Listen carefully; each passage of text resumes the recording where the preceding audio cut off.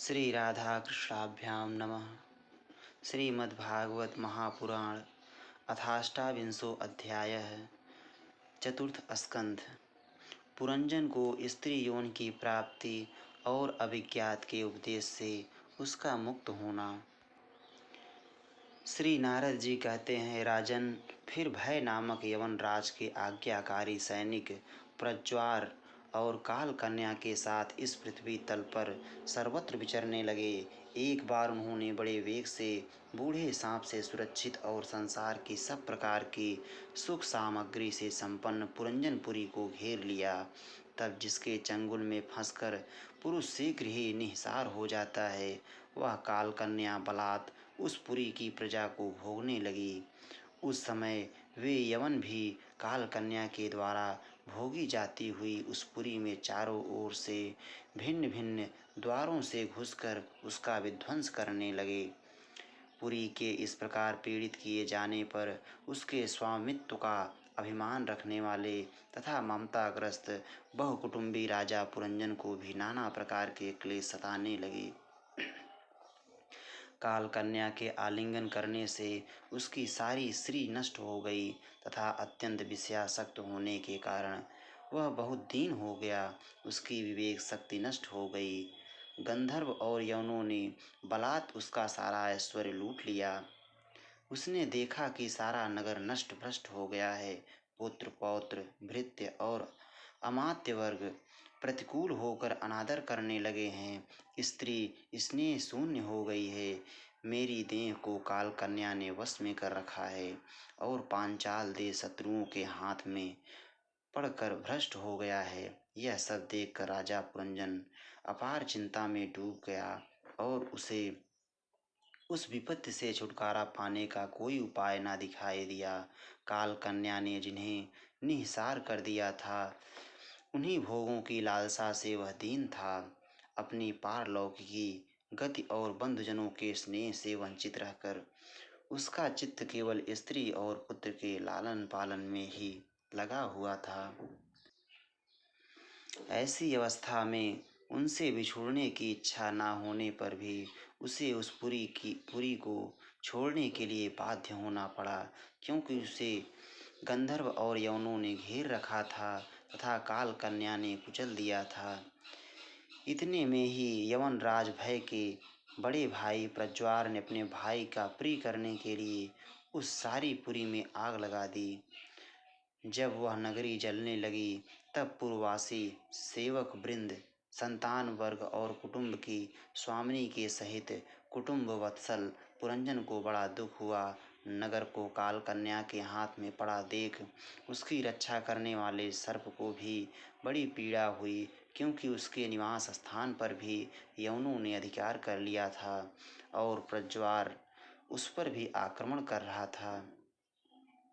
जब उस नगर की रक्षा करने में वह सर्वथा असमर्थ हो गया, तब जिस प्रकार जलते हुए वृक्ष के कोटर में रहने वाला सर्प उससे निकल जाना चाहता है, उसी प्रकार उसने भी महान कष्ट से कांपते हुए वहां से भागने की इच्छा की। उसके अंग प्रत्यंग ढीले पड़ गए थे तथा गंधर्वों ने उसकी सारी शक्ति नष्ट कर दी थी। अतः जब यवन शत्रुओं ने उसे जाते देखकर रोक दिया, तब वह दुखी होकर रोने लगा। गृहासक्त पुरंजन देह गेह आदि में मैं मेरीपन का भाव रखने से अत्यंत बुद्धिहीन हो गया था। स्त्री के प्रेम पास में फंसकर वह बहुत दीन हो गया था।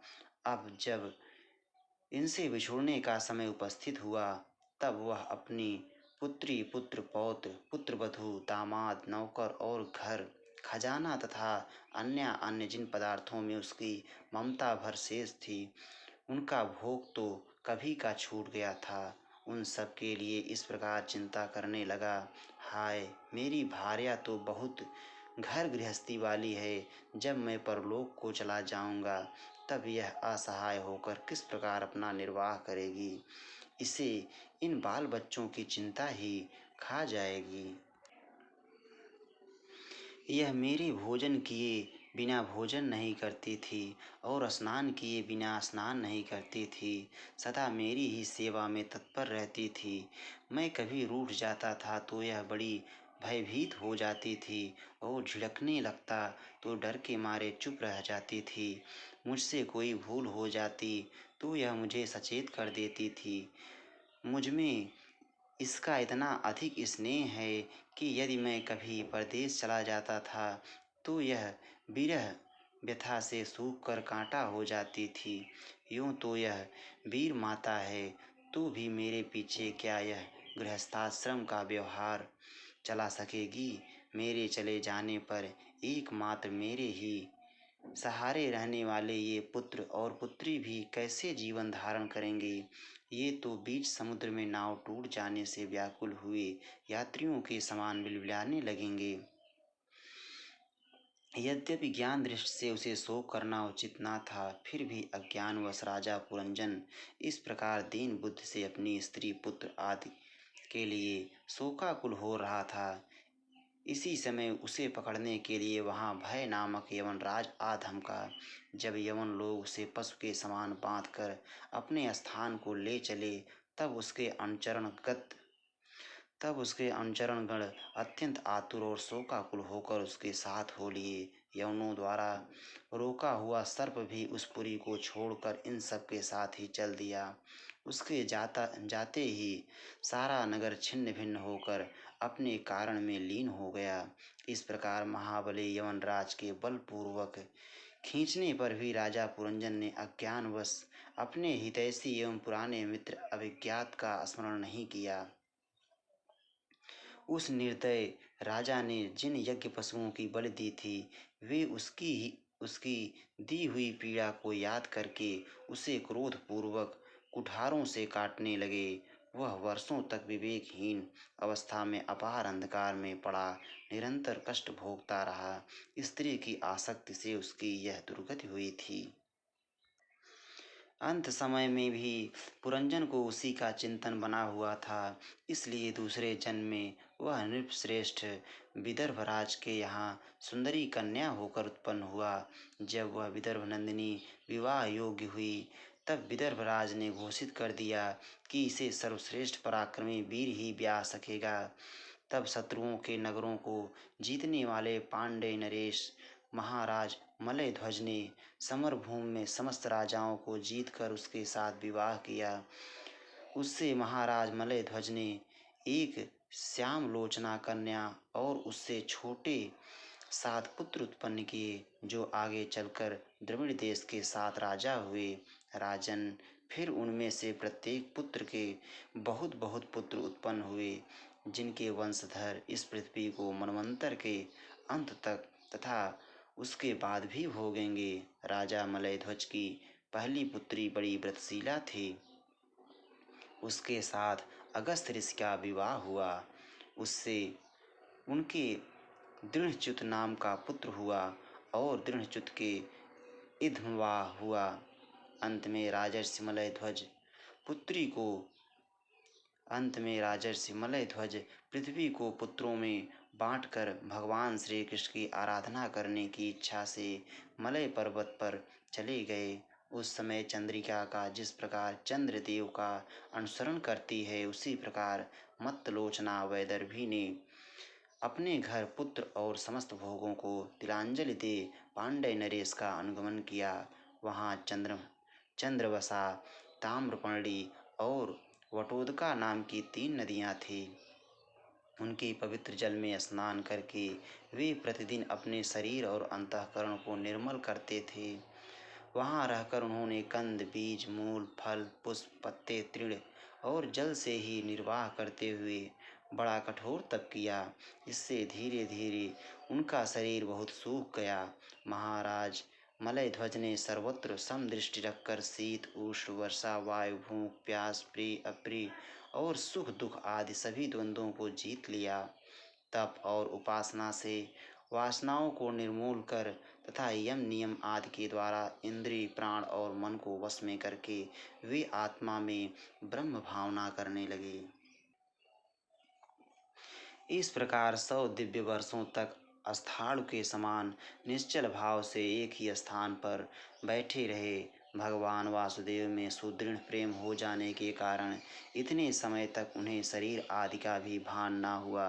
राजन, गुरु स्वरूप साक्षात श्री हरि के उपदेश किए हुए तथा अपने अंतःकरण में सब ओर स्फुरित होने वाले विशुद्ध विज्ञान दीपक से उन्होंने देखा कि अंतःकरण की वृत्ति का प्रकाशक आत्मा स्वप्नावस्था की भांति देहादि समस्त उपाधियों में व्याप्त तथा उनसे पृथक भी है। ऐसा अनुभव करके वे सब ओर से उदासीन हो गए।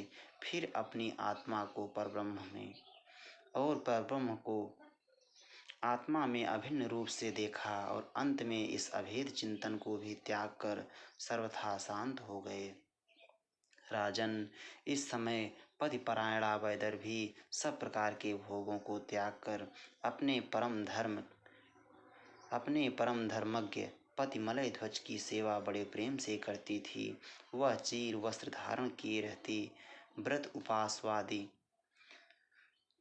उपवास आदि के कारण उसका शरीर अत्यंत कृश हो गया था और सिर के बाल आपस में उलझ जाने के कारण उनमें लटें पड़ गई थीं।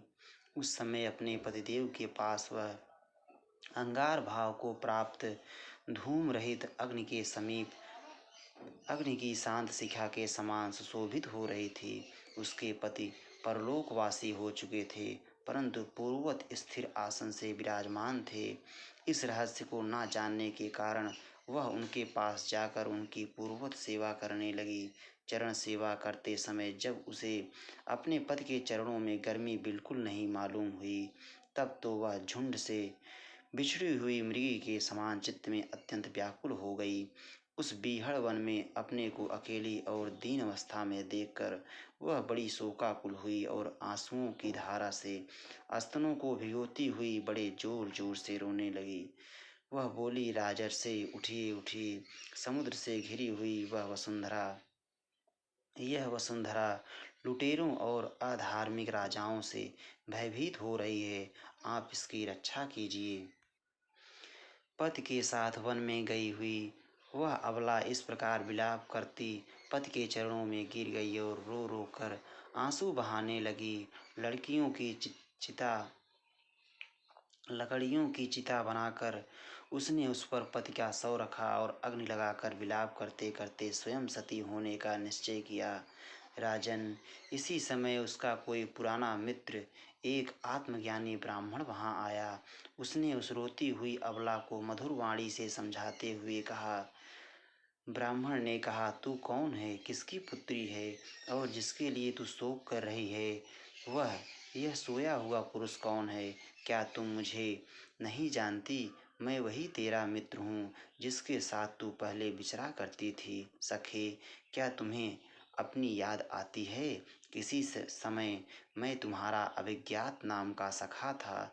तुम पृथ्वी के भोग भोगने के लिए निवास स्थान की खोज में मुझे छोड़कर चले गए थे। आर्य, पहले मैं और तुम एक दूसरे के मित्र एवं मानस निवासी हंस थे। हम दोनों सहस्त्रों वर्षों तक बिना किसी निवास स्थान के ही रहे थे, किंतु मित्र, तुम विषय भोगों की इच्छा से मुझे छोड़कर यहाँ पृथ्वी पर चले आए। यहाँ घूमते घूमते तुमने एक स्त्री का रचा हुआ स्थान देखा। उसमें 5 बगीचे, 9 दरवाजे, 1 द्वारपाल, 3 परकोटे, 6 वैश्यकुल और 5 बाजार थे। वह 5 उपादान कारणों से बना हुआ था और उसकी स्वामिनी एक स्त्री थी। महाराज, इंद्रियों के 5 विषय उसके बगीचे थे। 9 इंद्रिय छिद्र द्वार थे। तेज, जल और अन्न 3 परकोटे थे। मन और 5 ज्ञानेंद्रियां, 6 वैश्यकुल थे। क्रिया शक्ति रूप कर्मेंद्रियां ही बाजार थीं। 5 भूत ही उसके कभी क्षीण न होने वाले उपादान कारण थे और बुद्धि शक्ति ही उसकी स्वामिनी थी। यह ऐसा नगर था जिसमें प्रवेश करने पर पुरुष ज्ञान शून्य हो जाता है, अपने स्वरूप को भूल जाता है। भाई, उस नगर में उसकी स्वामिनी के फंदे में पड़कर उसके साथ विहार करते करते तुम भी अपने स्वरूप को भूल गए और उसी के संग से तुम्हारी यह दुर्दशा हुई है। देखो, तुम ना तो विदर्भराज की पुत्री ही हो और ना यह वीर मलय ध्वज तुम्हारा पति ही, जिसने तुम्हें नवद्वारों के नगर में बंद किया था, उस पुरंजनी के पति भी तुम नहीं हो। तुम पहले जन्म में अपने को पुरुष समझते थे और अब सती स्त्री मानते हो। यह सब मेरी ही फैलाई हुई माया है। वास्तव में तुम ना पुरुष हो ना स्त्री, हम दोनों तो हंस हैं। हमारा तो वास्तविक स्वरूप है, उसका अनुभव करो मित्र। जो मैं ईश्वर हूँ वही तुम जीव हो। तुम मुझ में भिन्न नहीं हो। और तुम विचार पूर्वक देखो, मैं भी वही हूँ जो तुम हो। ज्ञानी पुरुष हम दोनों में कभी थोड़ा सा भी अंतर नहीं देखते। जैसे एक पुरुष अपने शरीर की परछाई को शीशे में और किसी व्यक्ति के नेत्र में भिन्न भिन्न रूप से देखता है, वैसे ही एक ही आत्मा विद्या और अविद्या की उपाधि के भेद से अपने को ईश्वर और जीव के रूप में दो प्रकार से देख रहा है। इस प्रकार जब हंस ईश्वर ने उसे सावधान किया, तब वह मानसरोवर का हंस जीव अपने स्वरूप में स्थित हो गया और उसे अपने मित्र के बिछोह से भूला हुआ आत्मज्ञान फिर प्राप्त हो गया। प्राचीन बरही, मैंने तुम्हें परोक्ष रूप से यह आत्मज्ञान का दिग्दर्शन कराया है, क्योंकि जगतकर्ता जगदीश्वर को परोक्ष वर्णन ही अधिक प्रिय है। इति श्रीमद्भागवते महापुराणे पारमहंस्यां संहितायां चतुर्थस्कन्धे पुरञ्जनोपाख्याने अष्टाविंशोऽध्यायः। श्रीराधावल्लभलाल की जय।